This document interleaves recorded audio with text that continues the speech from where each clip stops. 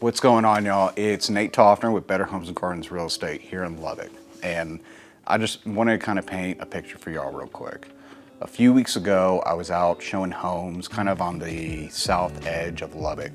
And I was looking across this open field that used to be absolutely nothing but dirt roads and, some grass and farmland.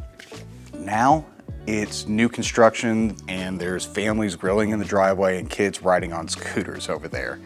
And I had this moment, and a lot of people have had it too that have lived in Lubbock long enough, and it was like, damn, Lubbock's changing.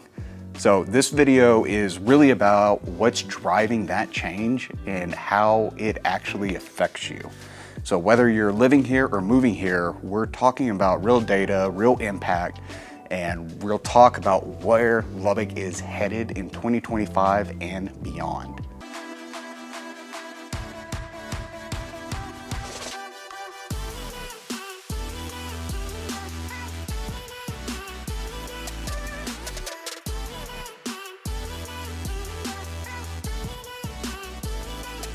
So let's start with the people. We're growing, but not like some cities that just absolutely blow up overnight. Right now, Lubbock is adding about 11 new people a day, and that might not seem like a lot, but if you step back just for a second and kind of look at the overview, think about a year. That's about 4,000 new people a year. And not just people, new jobs, new families, new businesses. And a pro of that is it's slow enough that Lubbock doesn't lose its identity. And we're not gridlocked in like traffic and pricing locals out. But the con is that it's also not fast enough to guarantee like a big time outside investment, at least not yet. And compare that to Texas overall, which is growing at over 1,500 people a day. You gotta really think about the question. Does the city that you're in value your intention, or are you kind of looking towards the next Austin? Because Lubbock's not doing things its own way, and honestly, I like that. So next, let's talk about housing, right? I work with buyers and sellers, investors, every single week, every single day. And the most common question I get is along the lines of like, either did I miss the boat to sell, or is it a good time to buy? And here's the truth. Home prices are still up long term. I mean, nearly 80% higher than they were in 2014.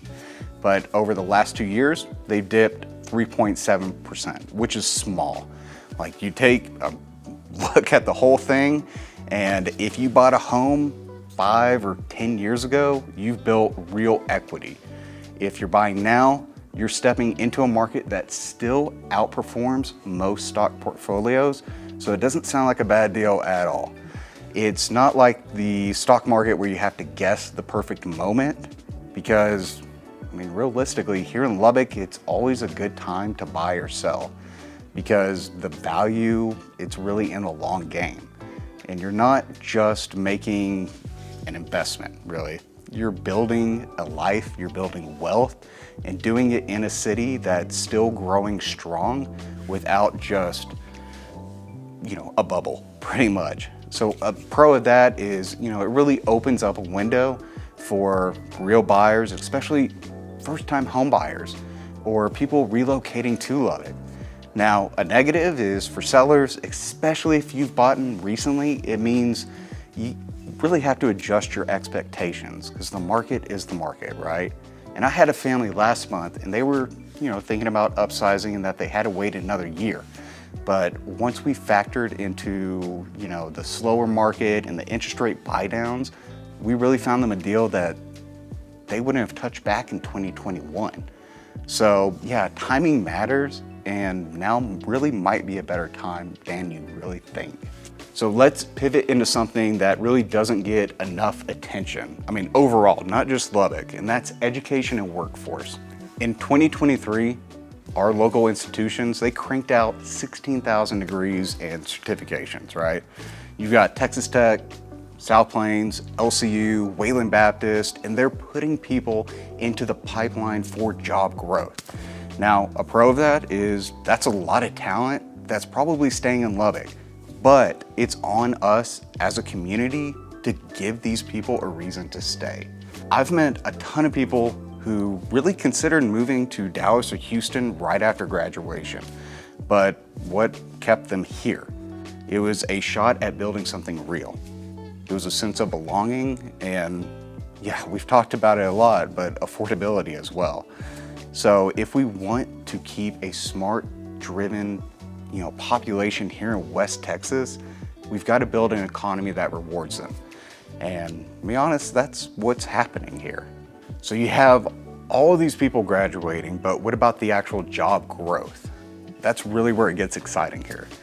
We've added over 27,000 new jobs from 2020 to 2030. That's the projection, and it's ahead of the national average. The top industries that this job growth is occurring is healthcare, education, hospitality, construction, and even advanced manufacturing. So, look, I've had clients relocate to Lubbock because they saw a job posting that matched their skills and let them buy a home for half the price of what they would pay elsewhere. That kind of combination is incredibly rare. And here's something to really, just think about it. What would it take for you to stay in a city long term? Career, lifestyle, community? Because I think Lubbock's checking a lot of those boxes and checking them quietly. Lubbock's growth has been amazing. But let's zoom all the way out. Let's get a big picture of the actual GDP, right? The gross domestic product. It's basically how much value a region creates through goods and services. So Lubbock hit 19.7 billion GDP last year, which is almost up 80% since 2012. Pro of that shows we're producing, not just consuming, producing. Now the risk of it is that it's pretty reliant on a few specific industries. So we've got careers, job growth, but what about business and industrial growth? It's really cooking. Check this out. Leprino Foods had a $1 billion investment and 600 jobs were placed in Lubbock.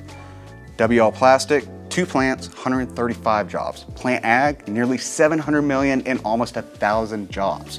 Hydroflow, XFAB, True North Steel, they're all expanding too. So this isn't just noise, these are long-term payouts. They're foundations for future growth. Now, a good thing about this is it makes Lubbock a serious contender in manufacturing, ag tech, and energy. A potential negative is that these projects do take time and they don't happen overnight. But if you're thinking long-term, if you're really planting roots here in Lubbock, this stuff matters. And finally, let's talk about infrastructure. We've got 2 major projects in motion.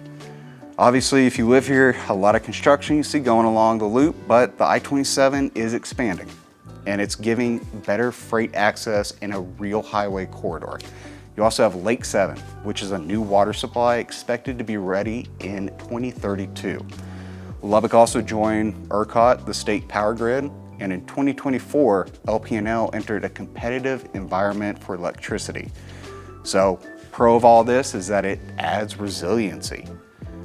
Potential negative, like any government project, patience is part of the deal. So, what's the takeaway? Lubbock's not trying to be trendy, right? It's kind of quietly doing all this stuff. They're not trying to be like Dallas or Austin. We're really building something real and intentionally. So the question I want to leave you with is this: what are you building? If you're looking to grow your family, launch a business, invest in real estate, or just start fresh, this might be the season to do it. Not because everything's perfect. Lubbock is far from perfect, but it does have a foundation here. And if you ever want to talk through, what that might look like for you, or you're planning on relocating to Lubbock, or just want some answers, feel free to reach out to me. I'm Nate Toffner with Better Homes and Gardens Real Estate, and I'll catch you on the next one.